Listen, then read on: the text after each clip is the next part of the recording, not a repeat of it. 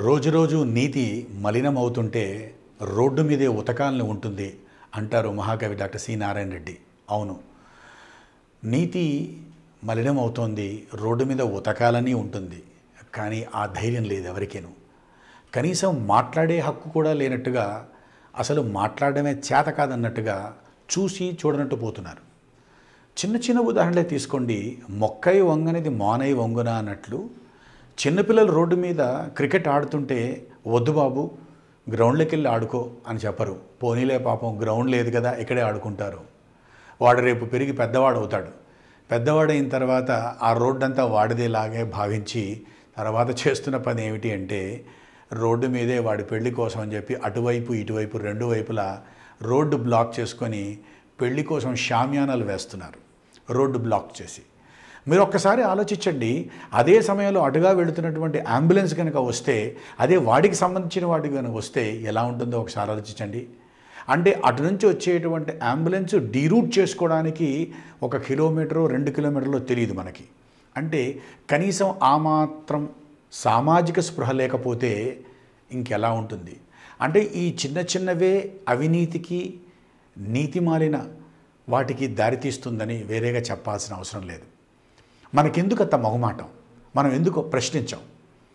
ఒక బస్సులో లేడీ సీట్లో కూర్చున్న వాళ్ళని అడగడానికి మొహమాటం. ఓకే, అలాగే రోడ్డు మీద పక్కన ఎవరైనా రోడ్డు పక్కన అర్థం లేకుండా వాళ్ళు పార్కింగ్ చేస్తే వాళ్ళని అడగడానికి మొహమాటం. మనం కూడా ప్రశ్నించకపోతే మనం కళ్ళున ధృతరాష్ట్రం అవుతాం. అంటే మనం కనీసం అవినీతి గురించి కానీ లేకపోతే అవాంఛనీయమైన సంఘటనలు జరుగుతున్నప్పుడు కానీ ఎందుకు జరిగింది అని లేకపోతే ఏమిటని ప్రశ్నించలేకపోయినా అరక్షణం కూడా ప్రశ్నించలేని త్రాష్టలం అవుతాం. అందుకోసమే ప్రతిసారి కూడా ఎప్పుడైతే నీకు సరిగ్గా లేదో కోపంగా చెప్పకపోయినా మెల్లగానైనా వాళ్ళకి చెప్పాల్సిన విషయం ఏమిటి అంటే నువ్వు చేస్తున్నది తప్పు అని చెప్పాల్సింది.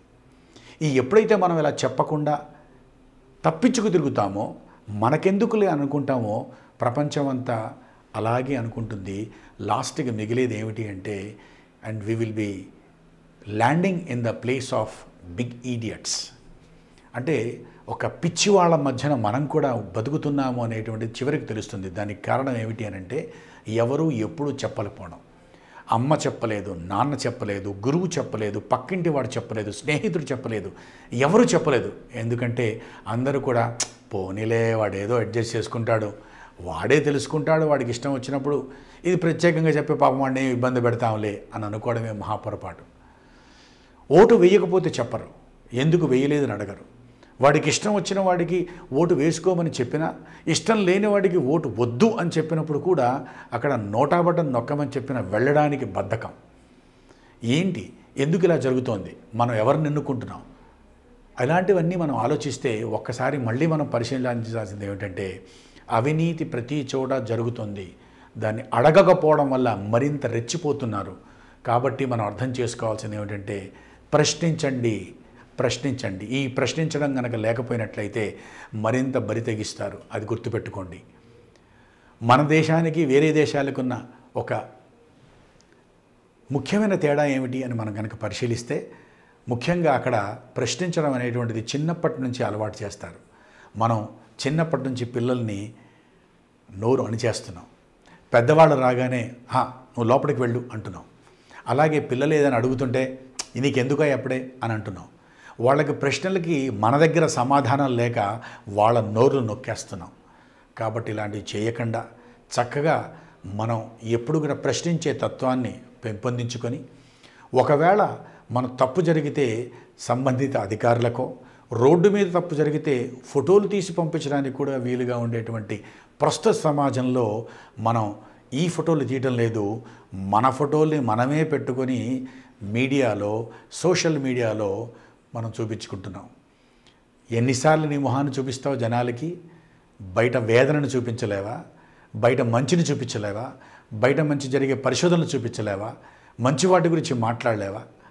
ఇవన్నీ కనుక ఆలోచిస్తే మనం ఏం చేస్తున్నాం, మన కర్తవ్యం ఏమిటి అనేటువంటిది మనకు అర్థం చేసుకోవాల్సినటువంటి అవసరం ఎంతైనా ఉంటుంది. గొప్ప పనులు చేయకపోయినా పర్లేదు, చిన్న చిన్న విషయాల మీద అవగాహన ఉంటే చాలు. అంబులెన్స్ వస్తుంది అంటే నేను పక్కకు తప్పుకోవాలనేటువంటి కనీస ఆలోచన అనేటువంటిది చాలా ముఖ్యం.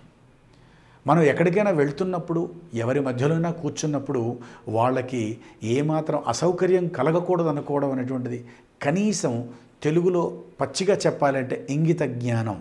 ఇంగ్లీష్లో మనం కామన్ సెన్స్ అని చాలా చక్కగా చెప్పినా కూడా ఇది ఎందుకు ఉండటం లేదు. దానికి కారణం ఎవరు? తల్లి, తండ్రి, గురువు. వీళ్ళు ముగ్గురు మాత్రమే కాదు, చుట్టూ ఉన్న సమాజంలో పెద్దవాళ్ళు, స్నేహితులు, వాళ్ళు కూడా ఎప్పుడైతే మనకి సంబంధించిన వాళ్ళు తప్పు చేసినా, మనకి సంబంధించని వాడు తప్పు చేసినా కనీసం వాళ్ళని హెచ్చరించాలి, చెప్పాలి. అలా చెప్పనంత వరకు కూడా సమాజం మనగ్గా మనం పాడు చేస్తున్నట్టు లెక్క. అంటే మన బాధ్యతను మనం విస్మరిస్తున్నట్టు లెక్క. If you want to be a good citizen, first you must be a good citizen అనేటువంటి విషయాన్ని మనం అర్థం చేసుకున్నట్లయితే చాలా అద్భుతంగా ఉంటుంది.